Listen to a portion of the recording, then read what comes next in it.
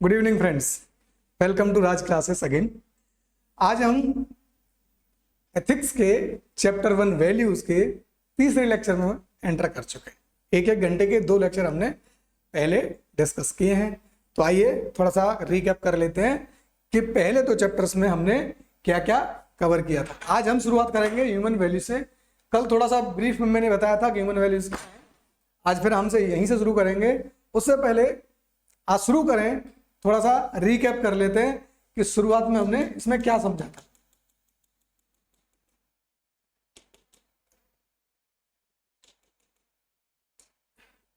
हमने 2 सीन शुरुआत की थी कि फाइटिंग और एंट्री ऑफ टीचर।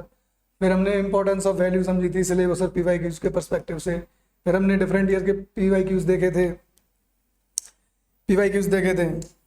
उसके बाद हमने पीवाईक्यूज देखे 13 तक के। फिर बात करी थी कि क्या क्या पढ़ने वाले हैं हम इस चैप्टर में। तो ये value, belief, features of value, classification of values, fundamental human values.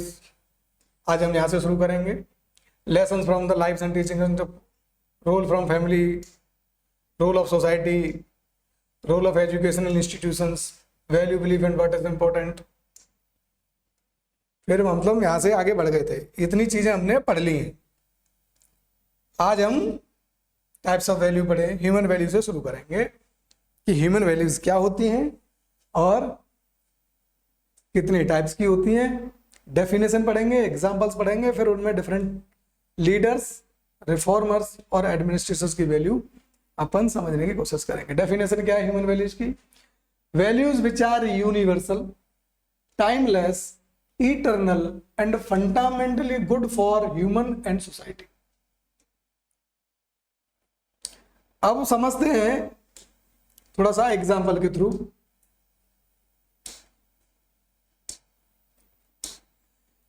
ये एक बड़ा सर्कल है, इसे बोलेंगे वैल्यूज। लेकिन सारी वैल्यूज ह्यूमन वैल्यूज नहीं है। तो उसमें एक छोटा सर्कल होगा, उसे बोलेंगे ह्यूमन वैल्यूज।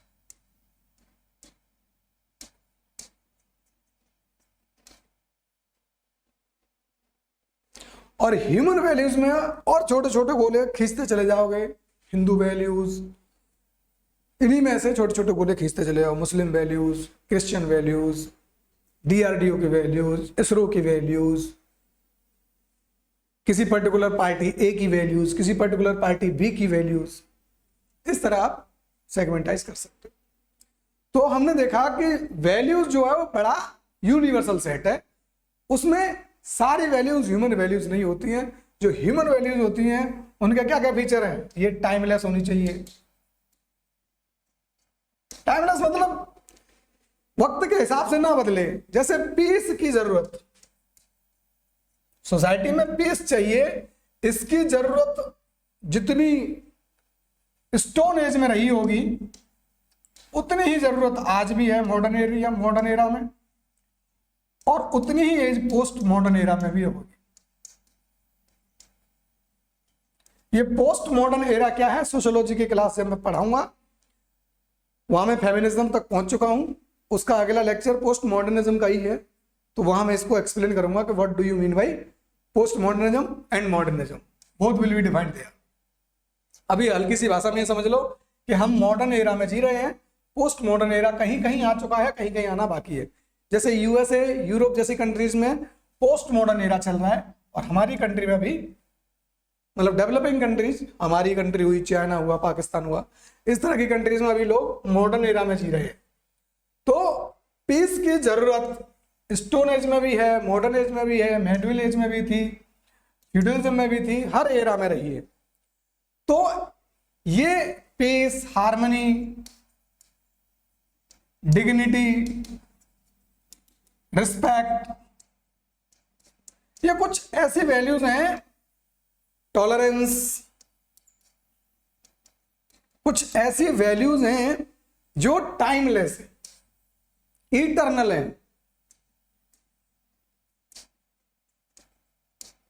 और फंडामेंटली गुड है। फंडामेंटली क्या है? गुड है। किसके लिए? इंडिविजुअल के लिए भी और सोसाइटी के लिए भी। ये दो तीन बातें ध्यान रखनी होती हैं जब भी हम ह्यूमन वैल्यूज की बात करेंगे, तो ये टाइमलेस होंगी, इटरनल होंगी, फंडामेंटली गुड होंगी at the both level, at the level of individual and at the level of society. तो अपन को ये याद रखना है कि ह्यूमन वैल्यूज क्या है, फंडामेंटली ह्यूमन सोसाइटी और ह्यूमन इंडिविजुअल के लिए गुड है, टाइमलेस है, इटरनल है। तो मैंने एग्जाम्पल से आपको समझाया, और मैंने एग्जाम्पल है पीस हुआ, ट्रुथ हुआ, piece, truth, trust, courage, kindness, tolerance, compassion. ये कुछ ऐसी ह्यूमन वैल्यूज हैं जो क्या है, यूनिवर्सल। मतलब ऐसा नहीं है कि हिंदुस्तान में पीस की जरूरत है और पाकिस्तान में नहीं है, ट्रस्ट की जरूरत हिंदुस्तान में है और पाकिस्तान में नहीं है, ट्रुथ की जरूरत हिंदुस्तान में और अमेरिका में नहीं है, करेज की जरूरत केवल यूरोप वालों को, ऐसा नहीं है, अफ्रीका वालों को भी करेज की उतनी जरूरत है जितना यूरोप वालों को जरूरत है। तो यूनिवर्सल है। यूनिवर्सल मतलब हर जगह दुनिया में कहीं भी इंसान रह रहा है, irrespective of its locality, the value of peace, truth, trust, courage, kindness, tolerance and compassion are must और रिक्वायर्ड। यूनिवर्सल है, टाइमलेस है, मतलब ये स्टोन एज में भी जरूरत थी और आज भी जरूरत है। इटरनल है, मतलब वही टाइमलेस का अगला वर्ड है, इटरनल और टाइमलेस। और फंडामेंटली गुड मैंने आपको एक्सप्लेन किया ही। फंडामेंटली कंपैशन की वैल्यू इंडिविजुअल के लिए और सोसाइटी के लिए, दोनों के लिए ही फंडामेंटली गुड है, मतलब by natural, by default good है। तो इनमें से कोई ऐसी वैल्यू नहीं है, आप अगर टॉलरेंट हो तो किसी भी तरीके से आपको नुकसान हो सकता है। टॉलरेंट होने पे आपका भला ही होगा। इवन आपके खिलाफ कोई एक्सप्लॉयटेशन करता है, टॉलरेंस उस समय दिखाओ जिस समय जरूरत है, उसके बाद उसका क्या रेमिफिकेशन किया जाना ये बाद की बात है, लेकिन कम से कम सिचुएशन को अपनी तरह से डील करने के लिए टॉलरेंस की जरूरत पड़ेगी। जैसे मान लो किसी ने आपको थप्पड़ मार दिया, तो तुरंत आप थप्पड़ मार दोगे तो लड़ाई पड़ जाएगी, लेकिन आप अगर सोच के समझ के कई गुना ज्यादा बड़ा उसे नुकसान पहुंचा सकते हो। लेकिन आज तो टॉलरेंस करना पड़ा ना आपको, टॉलरेंट करनी बड़ी चीज है। तो टॉलरेंस की वैल्यू बहुत काम की है इंडिविजुअल लेवल पर, सोसाइटल लेवल पर। ठीक है, समझ में आ गया एग्जाम्पल और डेफिनेशन। अब समझते हैं वैल्यूज ऑफ लीडर्स। बात करी थी ना सिलेबस का हिस्सा यहां से शुरू होता है कि वैल्यूज ऑफ लीडर्स, टीचिंग्स और वैल्यूज ऑफ लीडर्स। तो लीडर्स की जो वैल्यूज होती हैं, कुछ वैल्यूज मैंने नोटिफाई करी हैं, इनसे ज्यादा भी हो सकती हैं, आप उनको एक्सप्लेन कर सकते हैं और जस्टिफाई कर सकते हैं। जैसे मैंने करी है विजन, कमिटमेंट, परसिवरेंस। ये वैल्यू लीडरशिप की क्यों है?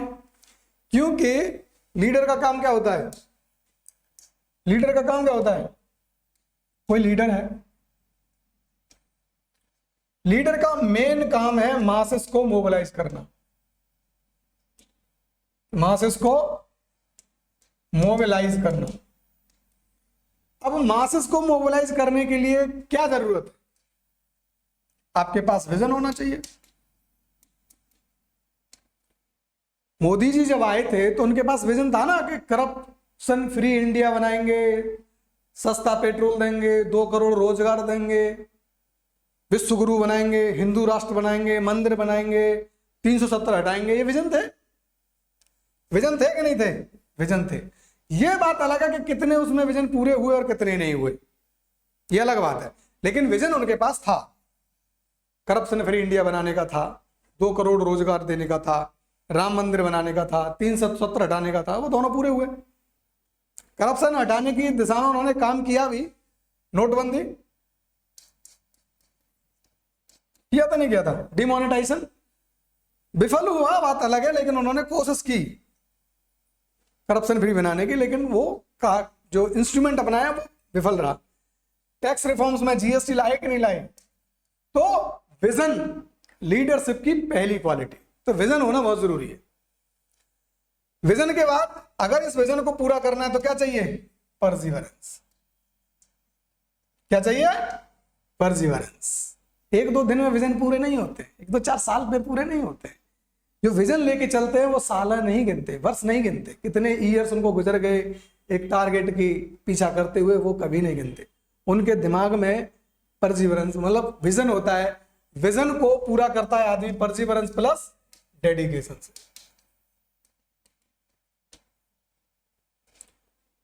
इसका अच्छा एग्जांपल अगर आप ले लो परसिवरेंस और डेडिकेशन का, तो सबसे बेस्ट एग्जांपल है अब्राहम लिंकन।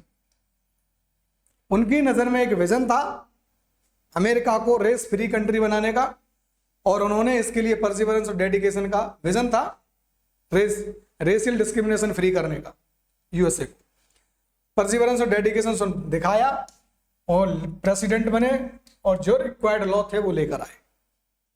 परसिवरेंस और डेडिकेशन, ये विजन। तो इस तरह के कमिटमेंट,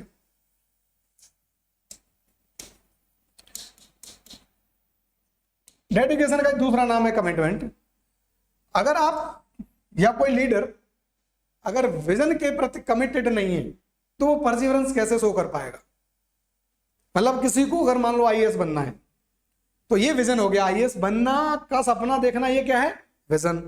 अब इस विजन को पाने का कमिटमेंट चाहिए, डेडिकेशन चाहिए, वो होना चाहिए, और उस कमिटमेंट पे काम करना है, मतलब परसिवरेंस करना है, वेट करते हुए काम करते रहना है। एक बार प्री फेल हुआ, फिर लग गए दोबारा फिर प्री फेल हो गया, फिर लग गए पुराना। ये क्या दिखा रहा है? कमिटमेंट एंड परसिवरेंस दोनों एक साथ दिखा रहा है। 3 मेंस लिखे, इंटरव्यू तक गए, नहीं हुआ, हार के दूसरा काम नहीं पकड़ा, फिर तैयारी करी मेंस अच्छा करने की, परसिवरेंस दिख रहा है। विजन में कमिटमेंट और डेडिकेशन, परसिवरेंस दिख रहा है। तो लीडर्स की क्वालिटी होती है, पहले एक विजन क्रिएट करो, फिर उस विजन के लिए कमिटमेंट क्रिएट करो, और उस कमिटमेंट को कैसे शो करोगे? परसिवरेंस के थ्रू। मतलब आप हर बार फेल हो कर भी कंटिन्यूअस कर रहे हो, कंटिन्यूटी मेंटेन की हो, ये आपका परसिवरेंस है। इस तरह की वैल्यूज लीडर्स को चाहिए। क्यों? क्योंकि उनको विजन लेकर चलना होता है और सोसाइटी को मोबिलाइज करना होता है। तो ये लीडर्स की कुछ बेसिक क्वालिटीज हैं। यही क्वालिटीज नहीं है, ये नोट कर लेना। इनके अलावा भी बहुत सी क्वालिटी हो सकती हैं, आप कमेंट बॉक्स में मुझे बता सकते हैं।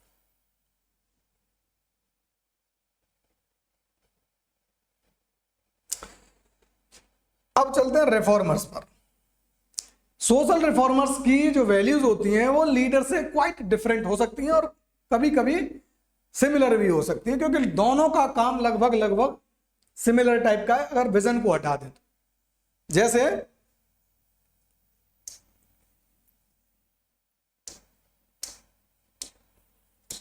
रिफॉर्मर्स,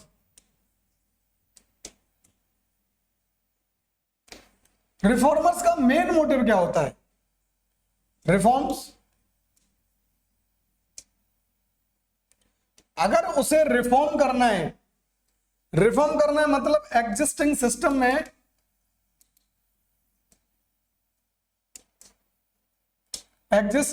में रॉन्गनेस आइडेंटिफाई करनी पड़ेगी उसे। एग्जिस्टिंग सिस्टम रॉन्ग है, ये स्टेब्लिश करना पड़ेगा। और अगर ये स्टेब्लिश करना है तो कैसे कर पाओगे? रीजन देने होंगे ना, लॉजिक लगाने होंगे। जैसे राजा राम मोहन रॉय ने सती प्रैक्टिस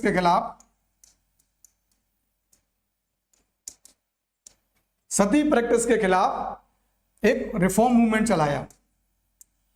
तो उन्होंने पहले यह सिद्ध किया होगा ना कि sati practice is a illogical thing. Illogical prove करा होगा पहले इन्होंने। और जब इलॉजिकल प्रूव करने के लिए क्या चाहिए आपको? Reason, logic. तो रिफॉर्मर्स की पहली क्वालिटी क्या है? रीजन होना चाहिए उसके पास, लॉजिक होना चाहिए। लीडर्स के केस में रीजन होना या लॉजिक होना बिल्कुल जरूरी नहीं है। क्यों? क्योंकि उनको किसी को गलत सिद्ध करने की जरूरत नहीं है।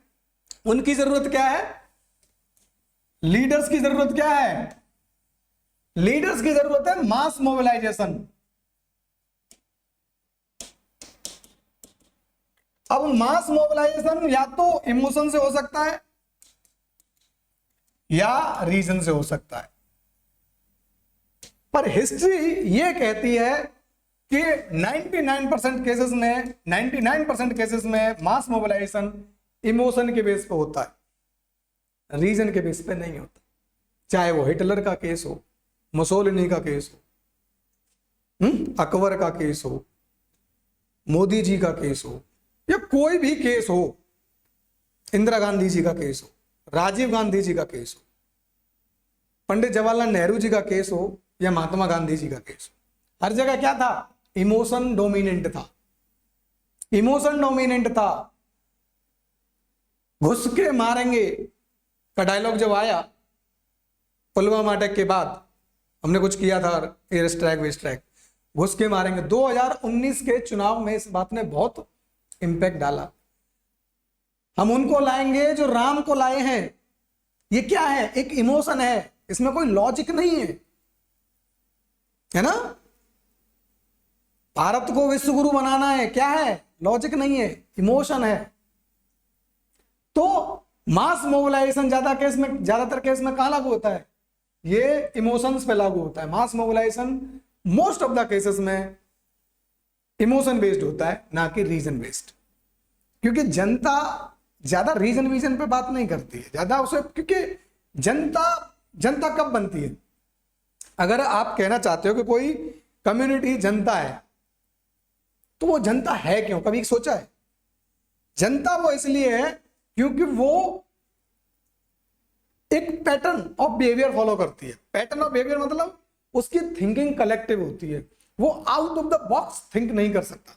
जो आउट ऑफ बॉक्स थिंक करता है वो सोसाइटी के भेड़ चाल से बचता है, और जो ऐसा करने में सक्षम हो जाता है वही तो लीडर, रिफॉर्मर और एडमिनिस्ट्रेटर है।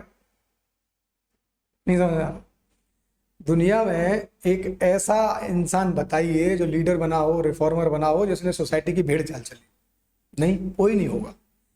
जो आदमी सोसाइटी की भेड़ चाल से बाहर निकल गया वही तो कहीं लीडर बना, कहीं रिफॉर्मर बना, कहीं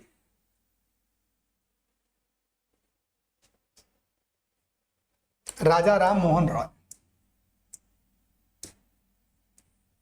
एक सोसाइटी का हिस्सा थे कि नहीं थे?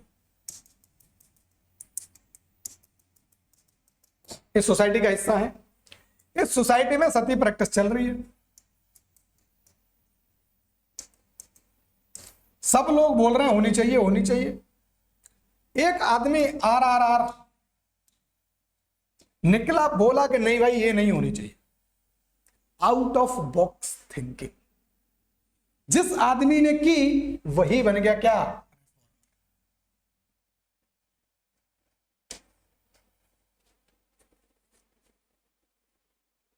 ठीक है, बना कि नहीं बना? कांग्रेस का राज था 2014 तक। 2014 का कांग्रेस का राज है। ये इंडिया का पॉपुलेशन है, यहां करप्शन ज्यादा है। जिन अन्य लोगों को, जिस मासेस को फर्क नहीं पड़ रहा है, वो भेड़ चाल चल रहे हैं, लेकिन जिनको फर्क पड़ा उन्होंने अन्ना मूवमेंट शुरू किया, और उसमें से निकले केजरीवाल। उन्होंने कहा कि जो चल रहा है वो नहीं चलना चाहिए, और केजरीवाल ने बने, ये क्या बन गए? लीडर। पिछले एग्जांपल में हमने समझा था कि आउट ऑफ बॉक्स थिंकिंग से कोई आदमी रिफॉर्मर बन सकता है, ऐसे ही आउट ऑफ बॉक्स थिंकिंग से कोई आदमी लीडर भी बन सकता है। तीसरा एग्जांपल भी समझ लेते हैं। ये एक सोसाइटी है, इंडियन सोसाइटी। इसमें फीमेल है। अभी फीमेल ही लेके चलता हूं क्योंकि फीमेल का एग्जांपल लेना है मुझे। मोस्ट ऑफ द फीमेल्स क्या समझती हैं? घर का चूल्हा चौका करना, घर की केयर करना, यही उनकी जिम्मेदारी है, और वो इसी में खुश है और इसी को प्रमोट करती है। माँ अपनी बच्ची को यही सिखाती है कि बेटा घर में खाना अच्छा बनाना, पति को खुश रखना, सास ससुरों को खुश रखना, परिवार के साथ बना के चलना, बस यही तुम्हारा धर्म है, इसी को पालन करना, इसी में तुम अच्छी बेटी बनोगी, इसी से तुम अच्छी बहू बनोगी, इसी बात से अच्छी पत्नी बनोगी, और इसी बात से अच्छी माँ। अच्छी माँ, अच्छी बेटी, अच्छी पत्नी बनने की ट्रेनिंग घर से ही देनी शुरू हो जाती है। तो अच्छी माँ, अच्छी बेटी की ट्रेनिंग देना शुरू हुई तो पैटर्न हो गया, भेड़ चाल चल रहे, सब भेड़ चाल चल रहे हैं। लेकिन एक अनु आई, याद है जिसने सेकंड रैंक हासिल की थी? वर्ष तुम बता देना कमेंट बॉक्स में, मुझे अनु नाम याद है। अनु नाम की लड़की आई, मैरिड थी, बच्चे थे, बोली कि नहीं मुझे अच्छी पत्नी, अच्छी बीवी और अच्छी माँ बेटी बनने के साथ साथ क्या बनना है, आईएएस भी बनना है। तो वो क्या बन गई, एडमिनिस्ट्रेटर।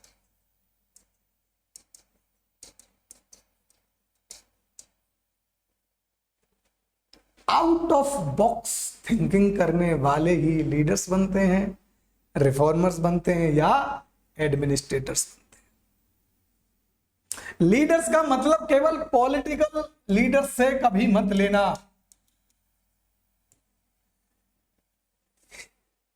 कहीं कंफ्यूज तो नहीं हो कि लीडर का मतलब, लीडर मतलब पॉलिटिकल लीडर, ऐसा नहीं है भाई। ये लीडरशिप का बड़ा सबसे मतलब यूनियन सेट है, इसमें पॉलिटिकल लीडर इतना भर है, पॉलिटिकल लीडर ये हैं बस इतने भर, बाकी हर क्षेत्र में लीडर होते हैं, social leader, economic leader, religious leader, scientific leaders, और भी बहुत से लीडर्स हो सकते हैं। जितने सेगमेंट आप आइडेंटिफाई कर सको, हर एक सेक्टर में उस पर्टिकुलर फील्ड का लीडर होता है। समझ रहे हैं आप? तो पॉलिटिकल लीडर बहुत छोटा सा उसका सबसेट है। समझा पाया मैं अपनी बात? चलो, रिफॉर्मर्स को किसकी जरूरत पड़ती है, रीजन की या लॉजिक की। एक वैल्यू, दूसरी वैल्यू कौन सी है, ह्यूमनिज्म,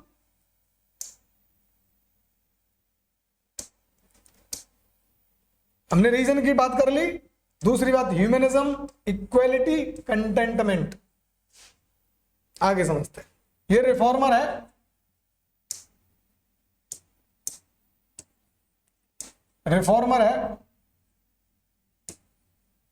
रिफॉर्मर को किसकी जरूरत पड़ेगी, हमने बात करी रीजन की। रीजन की जरूरत क्यों पड़ेगी, क्योंकि अगर उसे कोई रिफॉर्म करना है तो एग्जिस्टिंग सिस्टम की गलतियां आइडेंटिफाई करनी पड़ेंगी, और आपने जो गलतियां आइडेंटिफाई करी हैं उनको लोग एक्सेप्ट तब करेंगे जब वो लॉजिकली डिफाइंड होंगी। क्योंकि आपकी बात को कोई क्यों मानेगा, जब तक आप उसे लॉजिक नहीं दोगे प्रॉपर। समझ रहे हो बात आपको? अगर आपसे कोई कहे कि भाई बीए की जगह बीएससी कर, तो उसको तुम्हें बताना पड़ेगा कि भाई बीए छोड़कर बीएससी करूं क्यों। तो बताएगा देखो भाई, बीए जब आप करोगे तो ग्रेजुएशन की डिग्री में केवल ह्यूमैनिटी वाले जो सेक्शंस हैं जॉब देते हैं, उन सेगमेंट तक आप लिमिटेड रह जाओगे। लेकिन जैसे ही आप बीएससी में करोगे तो जो जॉब बीए वालों को मिलती हैं, ह्यूमैनिटीज वालों को, वो सब जॉब बीएससी वालों को भी मिलती हैं। लेकिन टेक्निकल जॉब्स जो एक्स्ट्रा डोमेन खुलता है, बीए को कुछ पर्टिकुलर जॉब मिल सकती है, मान लो 10, और बीएससी वाले को ये 10 तो मिलेंगी ही, प्लस में 10 और मिल जाएंगी। जब ये आप उसको समझाओगे कि तुम्हारा जो रास्ता है वो ज्यादा एक्सपेंडेड हो जाएगा, तुम्हारे पास नंबर ऑफ अपॉर्चुनिटी बीएससी करने के बाद ज्यादा हो जाएंगी बजाय बीए करने के। अगर ये बात तुम समझाने में सक्षम हो, कैपेबल हो, तब उस आदमी को कन्विंस कर लोगे कि भाई बीए की बजाय मुझे बीएससी कर लेनी चाहिए। जैसे अभी सिविल सर्विसेज का एग्जाम आप देते होगे, यूपीपीसीएस का देखना आप, बहुत सी पोस्ट ऐसी होती है जिसमें टेक्निकल ग्रेजुएशन चाहिए होती है, और बहुत सी पोस्ट केवल ऐसी होती है जिनमें बीए से काम चल जाता है। तो जितनी भी टेक्निकल पोजीशंस हैं उनमें केवल वही अप्लाई कर सकते हैं जिन्होंने बीएससी कर रखी हो, केमिस्ट्री फिजिक्स से या बायोलॉजी से, या बीटेक कर रखी हो। बीए वाले अप्लाई ही नहीं कर सकते। लेकिन ये जो बीएससी वाले हैं ये उन जॉब्स में भी अप्लाई कर सकते हैं जहां बीए चाहिए। मतलब ये ह्यूमैनिटीज वाले डोमेन के लिए भी अपॉर्चुनिटी है इनके पास और बीएससी वाले के पास, और अपनी टेक्निकल अपॉर्चुनिटीज भी है। तो अपॉर्चुनिटी का नंबर हो गया डबल। टाइम लगा, यहां भी 3 साल, यहां भी 3 साल।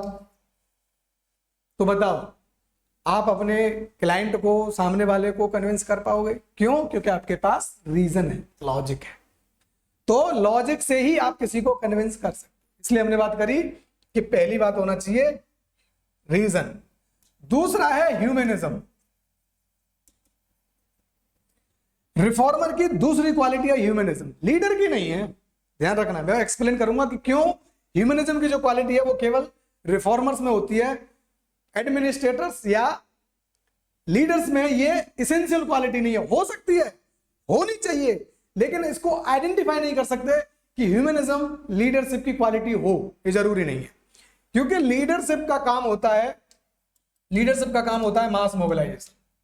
अब मास मोबिलाइजेशन में मान लो किसी एक पर्टिकुलर कंट्री में, जर्मनी में, हिटलर को पर्टिकुलर कम्युनिटी को मोबिलाइज करना था, यहूदियों के खिलाफ जर्मन्स को मोबिलाइज करना था।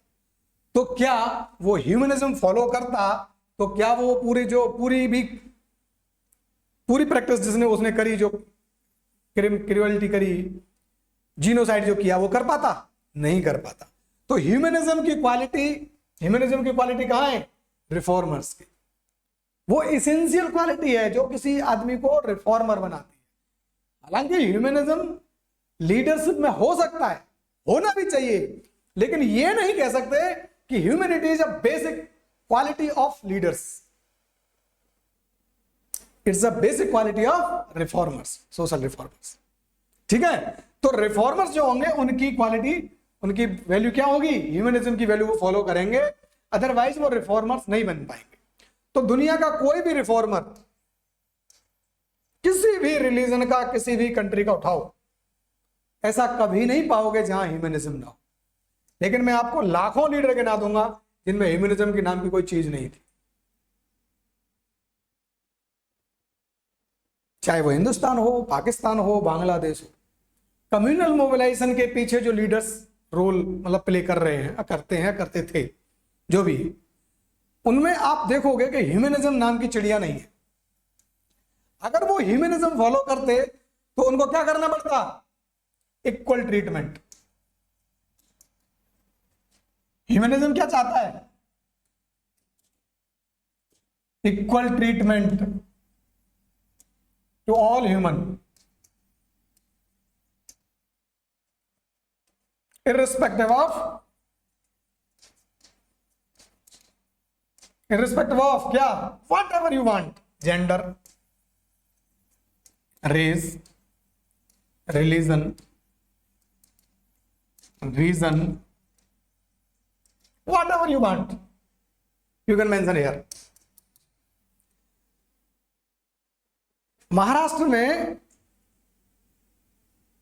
उद्धव ठाकरे के एक भाई है, राज ठाकरे, उनकी पॉलिटिक्स का बेस क्या है? रीजनलिज्म। ह्यूमनिज्म फॉलो करते हैं, बिहारियों को मार मार के भगाने की कोशिश करते हैं लोग, हैं तो लीडर।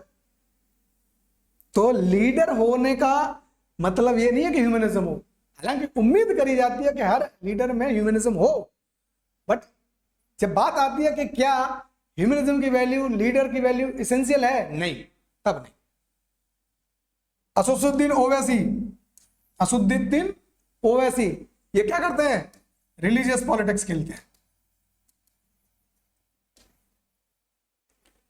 साउथ के पॉलिटिशियंस, जब नॉर्थ के पॉलिटिशियन से जब बात आती है तो ये रेशियल पॉलिटिक्स होती है, द्रविड़, आदि द्रविड़ और नॉन द्रविड़ वाली बात आ जाती है यहां। जितने भी फेमिनिस्ट मूवमेंट हैं वो जेंडर बेस्ड है कि नहीं?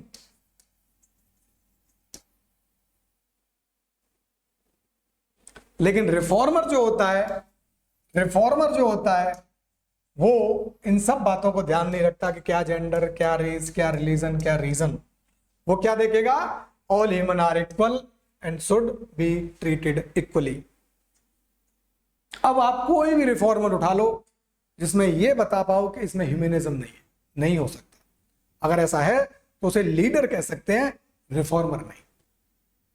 तो समझ पा रहे हो आप कि किस आदमी को आप रिफॉर्मर कहेंगे और किस आदमी को लीडर कहेंगे, दोनों में अंतर है। ठीक है, ह्यूमनिज्म की क्वालिटी समझ में आ गई कि ह्यूमनिज्म रिफॉर्मर के लिए क्यों बेसिक एसेंशियल क्वालिटी है या वैल्यू है।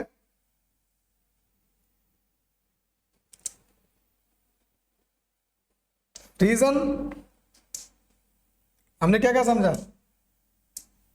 रीजन समझा, ह्यूमनिज्म समझा, इक्वालिटी समझी, कंटेंटमेंट।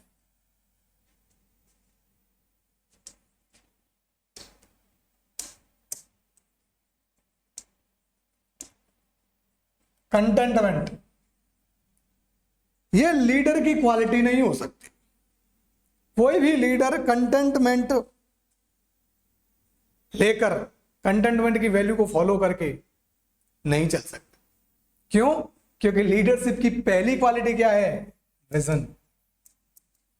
और विजन आएगा कहां से? जब आप एस्पायर करोगे किसी चीज को। और एस्पायर का मतलब क्या है? महत्वाकांक्षा। और महत्वाकांक्षा का मतलब क्या है? Achieve bigger than your capabilities और एक्सटेंड्स, मतलब गो बियॉन्ड योर लिमिट्स। ये मतलब है एस्पायरेशन का, महत्वाकांक्षा का, विजन का। आप जो हो उससे बड़ा चाहो, उससे बड़ा पाओ, यही तो विजन है, यही तो महत्वाकांक्षा है, और यही तो एस्पिरेशन है। और एस्पिरेशन जहां आ जाएगी वहां कौन बन जाओगे आप? लीडर।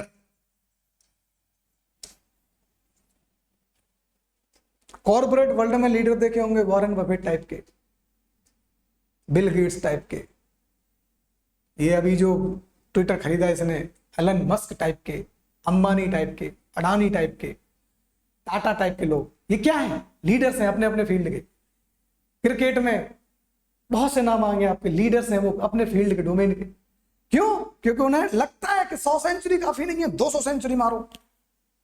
कंटेंटमेंट नहीं है, मतलब संतोष नहीं है इनको। जिस दिन जिस आदमी में संतोष आ गया वो लीड कर ही नहीं सकता। अब ये मत कहना कि गांधी जी कंटेंटमेंट वाले थे। गांधी जी की एस्पिरेशन थी फ्री इंडिया। वो जो कंटेंटमेंट उनका था वो पर्सनल लेवल पे था, उनका विजन जो था वो नेशनल लेवल पे था।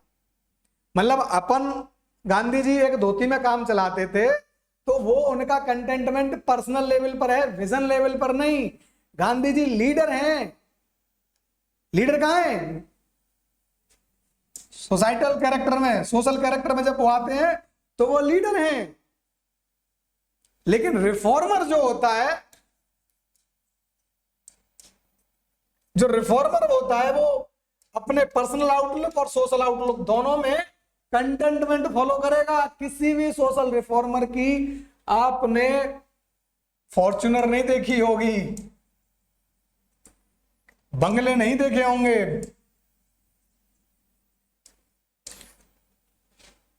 करोड़ों बीघा जमीन नहीं देखी होगी, कोई पॉलिटिकल पावर नहीं देखी होगी। ये गरीब पैदा होते हैं, या तो गरीब रहते हैं, गरीबी मर जाते हैं। मतलब इनका पर्पस वेल्थ एक्यूमुलेशन होता ही नहीं है। Wealth accumulation, power accumulation, Prestige accumulation,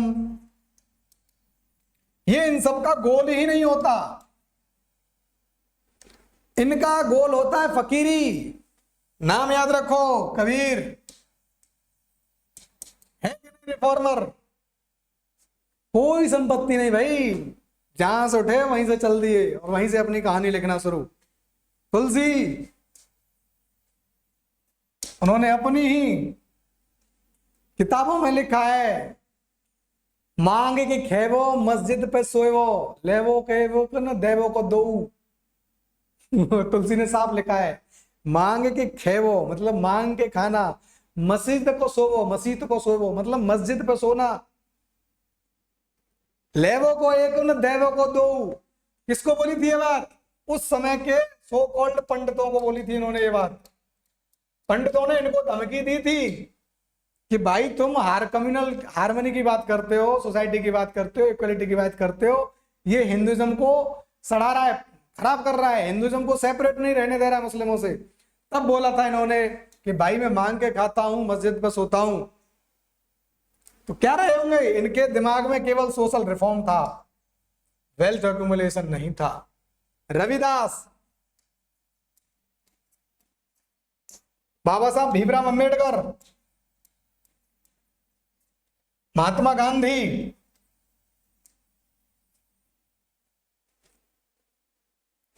समझ रहे हैं आप? यहां सरदार पटेल और नेहरू जी को मैं डेलिबरेटली शामिल नहीं कर रहा हूं, क्योंकि ये दो लोग पावर सेंट्रिक हैं।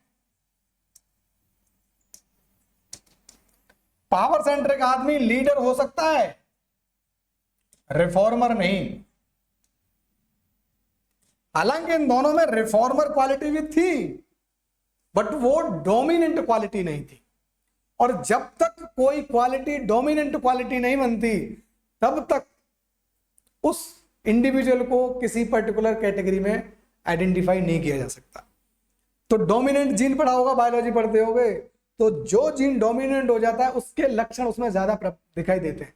तो जैसे लक्षण जिस आदमी में दिखाई देंगे, वैसे ही हम उसको उस लेवल पे देखेंगे। तो गांधी जी को हम दोनों कैटेगरी में रख सकते हैं, लीडर की कैटेगरी में भी और रिफॉर्मर की कैटेगरी में, क्योंकि उन्होंने दोनों क्वालिटीज मेंटेन करी इक्वली। एडमिनिस्ट्रेटर नहीं, क्योंकि एडमिनिस्ट्रेटर के लेवल पर उन्होंने कुछ ऐसा खास कंट्रीब्यूशन नहीं दिया या गाइडेंस नहीं दी, क्योंकि एडमिनिस्ट्रेशन में वो कभी गए नहीं। सरदार पटेल साहब को एडमिनिस्ट्रेशन में रोल है और आइडेंटिफाई करेंगे जब कभी हम बताएंगे। तो ये कहा जाता है कि he was a good administrator, क्योंकि उसने ब्यूरोक्रेसी को ऑर्गेनाइज किया था प्रॉपरली इंडिया में आफ्टर इंडिपेंडेंस। तो ये बातें हैं। ऐसे ही पंडित जवाहरलाल नेहरू को भी हम एडमिनिस्ट्रेटर, अच्छा एडमिनिस्ट्रेटर मान सकते हैं कि जिस सिचुएशन में इंडिया थी, इस सिचुएशन में इंडियन एडमिनिस्ट्रेटर को पॉलिटिकली लीडरशिप होने के नाते मैनेज करना बहुत चैलेंजिंग काम था, और ये दोनों भूमिकाएं इन दोनों ने ही निभाई। तो इनका हमको तहे दिल से धन्यवाद करना चाहिए। ठीक है, समझा पाया मैं बात? कंटेंट में समझ में आ गया? Values of administrators, values of administrators.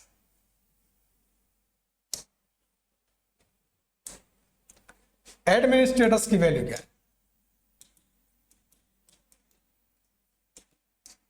देखो, इतना सिंपल सा ध्यान रखना होता है किसी भी लीडर, रिफॉर्मर या एडमिनिस्ट्रेटर्स की वैल्यू को आपको सेग्रीगेट करना है, तो बस सिंपल सा ध्यान रखो कि भैया इनका अल्टीमेट गोल क्या होता है। इसका अल्टीमेट गोल क्या है? To serve. किसको? दो लोगों को सर्व करता है, मासेस पीपल और पॉलिटिकल लीडर्स। पॉलिटिकल कार्यपालिका बोलेंगे, एग्जीक्यूटिव, इन्हीं दो को तो सर्व करना है।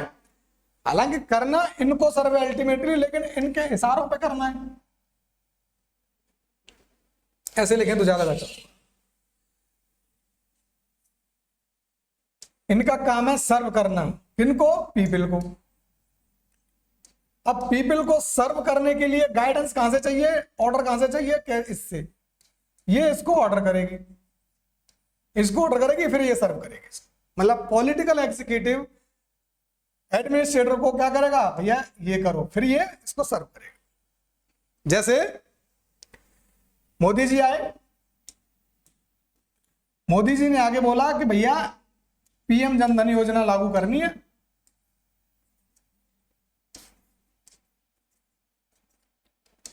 अब ये पीएम जनधन योजना का ऑर्डर आया, ये ऑर्डर किसका है? ये है पॉलिटिकल एग्जीक्यूटिव का, है कि नहीं? पॉलिटिकल एग्जीक्यूटिव का ऑर्डर आपको फॉलो करना है। तो पॉलिटिकल एग्जीक्यूटिव के ऑर्डर को फॉलो करने के लिए आपको क्या चाहिए? लॉयल्टी। अगर आप लॉयल नहीं है, आप अगर कोई एक एक्स आदमी है एडमिनिस्ट्रेटर, एक आईएएस है एडमिनिस्ट्रेटर, जो प्रीवियस गवर्नमेंट के माइंडसेट से ढल चुका है, यूपीए टाइप का, उसे लगता है कि ऐसे रिफॉर्म्स नहीं होने चाहिए, तो वो क्या करेगा? लॉयल्टी नहीं दिखाएगा, तो वो गुड एडमिनिस्ट्रेटर नहीं माना जाएगा, उसके खिलाफ विभागीय कार्रवाई हो सकती है। तो लॉयल्टी, अच्छा आईएएस बनने के लिए क्या चाहिए? लॉयल्टी। तो पर्टिकुलर टाइप के, अब लॉयल्टी के साथ और क्या चाहिए? क्योंकि ये योजना है, लागू करनी है, तो इसको लागू करने के लिए क्या चाहिए? एफिशिएंसी। भैया जितने रिसोर्स हैं उतने में ही काम चलाओ। पीएम जनधन योजना लागू करो, महिलाओं को जोड़ो, कनेक्शन अकाउंट दो। अब कैसे दोगे? कैंप लगा के दो। मतलब हम अलग से बैंक नहीं खोलेंगे, जितनी बैंक हैं, जितनी शाखाएं हैं, उन्हीं शाखाओं में तुम्हें सब लोगों को जोड़ना है। जोड़ने का काम हुआ भी तो हुआ कैसे भैया, एफिशिएंसी चाहिए। एफिशिएंसी नहीं होगी तो आप पॉलिटिकल एग्जीक्यूटिव के ऑर्डर्स को पूरा नहीं कर पाओगे। तो एफिशिएंसी किसकी जरूरत है? एफिशिएंसी जरूरत है एडमिनिस्ट्रेटर की। अब समझ आ रहा है कि एडमिनिस्ट्रेटर की क्वालिटीज वही लॉयल्टी और एफिशिएंसी, इस तरह की क्वालिटीज। और एक दो क्वालिटी देख लेते हैं। डिसिप्लिन,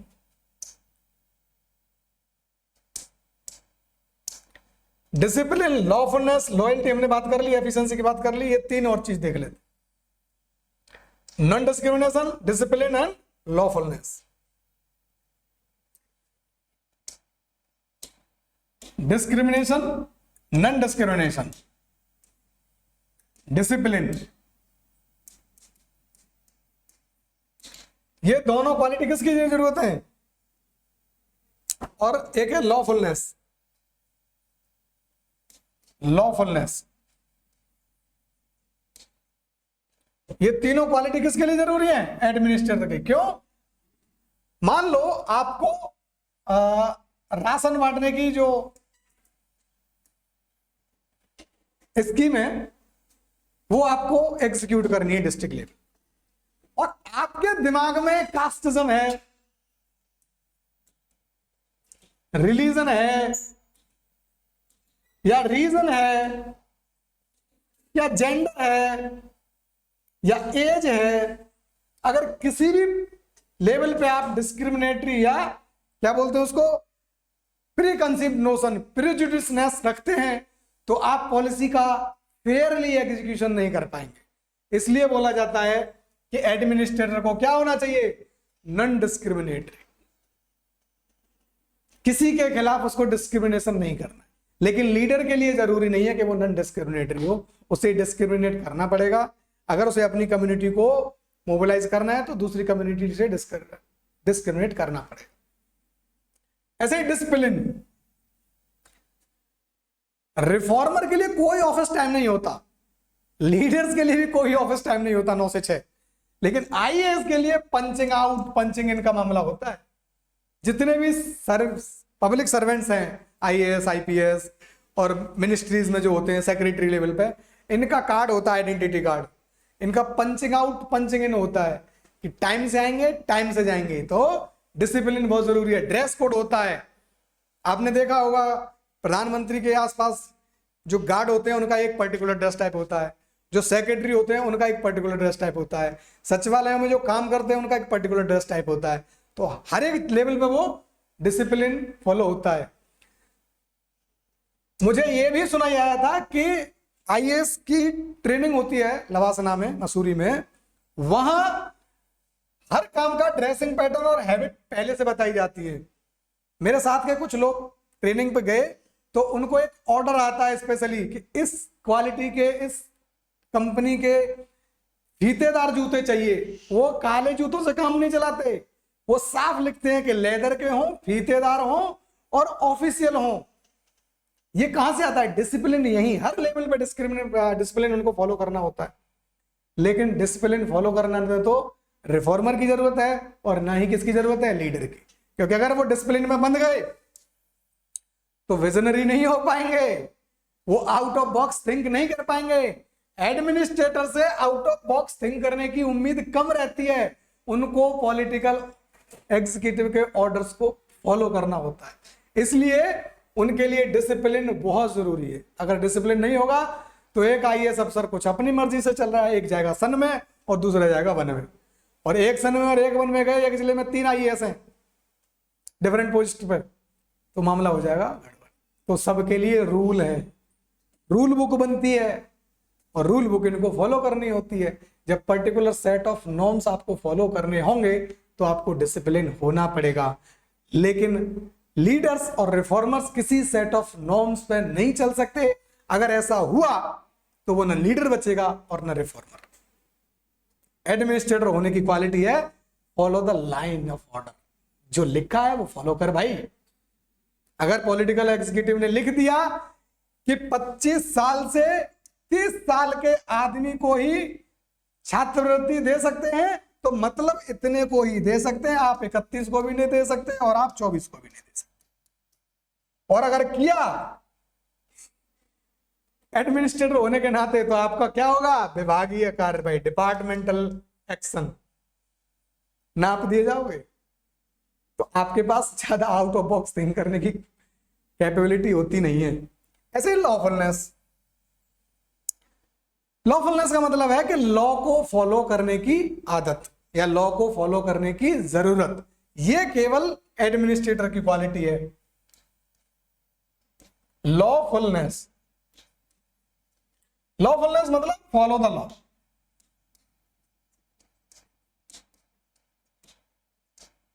अभी जस्ट पहले एग्जांपल बताया, जैसे मानो सिटीजनशिप अमेंडमेंट एक्ट आया, ठीक है, और उसमें साफ लिख दिया कि बांग्लादेश, पाकिस्तान और अफगानिस्तान से आए माइनॉरिटीज,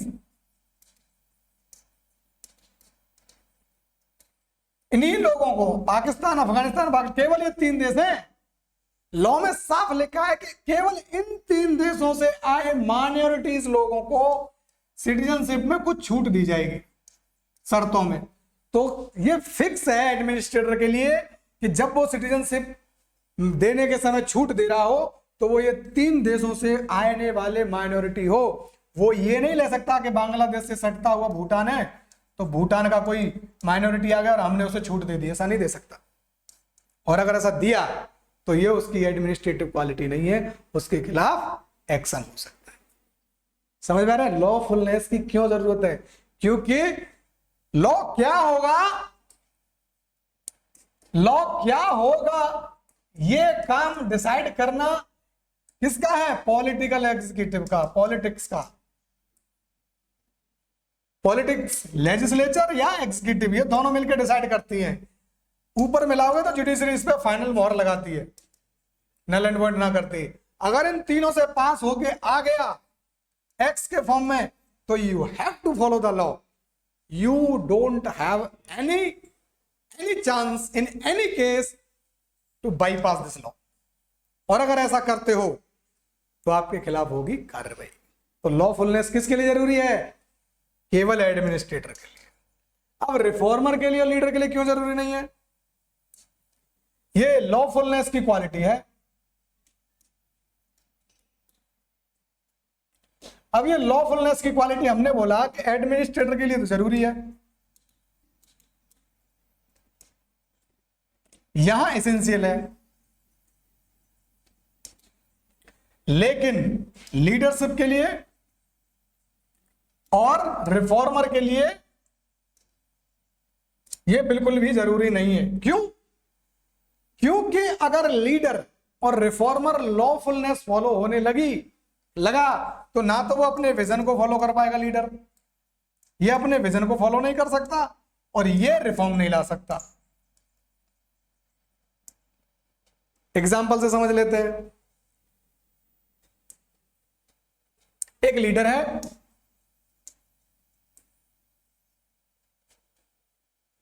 ठीक है, एक लीडर है, मोदी जी मान लेते हैं, अच्छे लीडर हैं। मोदी जी को महसूस हुआ कि भाई जो टैक्सेशन के लॉज है ना इंडिया में, खासकर इनडायरेक्ट टैक्सेस के, ये बहुत ज्यादा हैं और इससे क्या हो रहा है? कॉम्प्लिकेशन हो रहा है, कॉम्प्लिकेशन बढ़ रहा है। तो उन्होंने विजन दिया किसका? भैया एक लॉ लाओ जीएसटी का। अगर ये लॉ फॉलो कर रहे होते तो आज भी वैट ही चल रहा होता इंडिया में। आज वैट खत्म हो गया, कोई एक लॉ खत्म हुआ, रिफॉर्म हुआ। क्यों? क्योंकि इस लीडर को लगा कि ये लॉ जो है ना जिसे हम फॉलो कर रहे हैं वो गलत है। तो लॉफुलनेस लीडर की क्वालिटी नहीं है, क्योंकि नए लॉ नहीं बना सकते। तो नए लॉ लाने के लिए, सूटेबल लॉ लाने के लिए लीडरशिप की क्वालिटी यह है कि वो लॉफुलनेस को फॉलो ना करे। ऐसे रिफॉर्मर्स,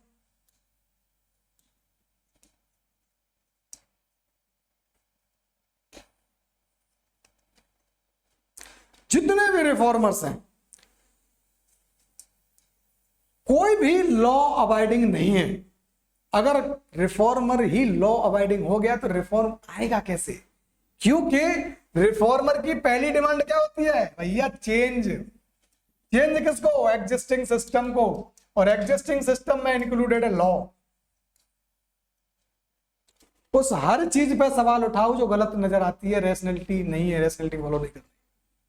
ठीक है? तो सती प्रथा के खिलाफ जो भी बात थी, तो कोई कानूनन प्रैक्टिस चल रही होगी उसको, या चाइल्ड मैरिज को बैन करवाने का लॉ हो, जितने भी लॉ रिफॉर्मेटरी लॉज हैं उन सब में यही बात होती है कि आप एग्जिस्टिंग सिस्टम पे सवाल उठाते हैं और तब आप नया लॉ लाते हैं। तो ये रही सोशल रिफॉर्मर्स की कहानी। तो अब आप समझ पाए होंगे कि लीडर्स, एडमिनिस्ट्रेटर और सोशल रिफॉर्मर्स की वैल्यू सिस्टम क्यों जरूरी है अलग होना, और क्यों अलग होती है। दोनों चीजें क्लियर हैं? Am I clear? Thank you. इसके बाद अगली क्लास में समझेंगे इसके आगे का हिस्सा, role of educational institutions, society and family and value inculcation. Thank you very much.